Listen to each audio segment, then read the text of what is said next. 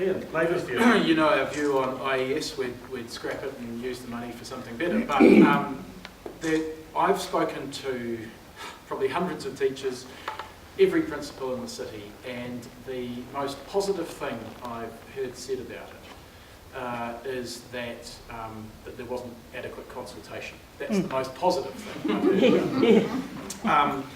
And there is one principal in the city who's usually a bit more positive about national education policies than everybody else, and that came from him, and I was expecting something a bit more effusive from that individual.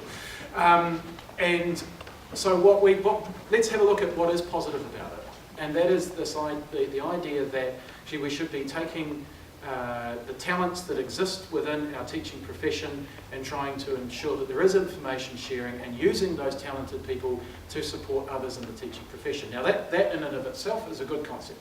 It's just been really poorly delivered with this IES plan.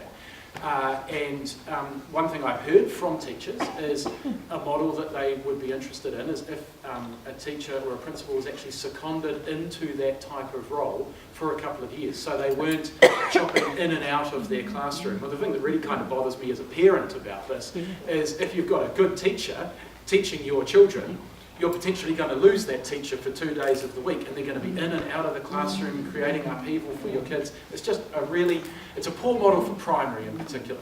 I guess why the PPTA has been a little bit more positive towards is that it sort of suits the secondary model, but it doesn't suit the primary model at all.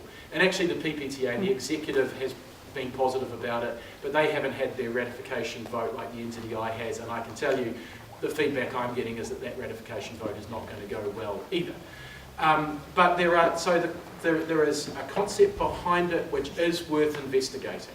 But this was rushed, it wasn't consulted on with teachers, it's been poorly thought through.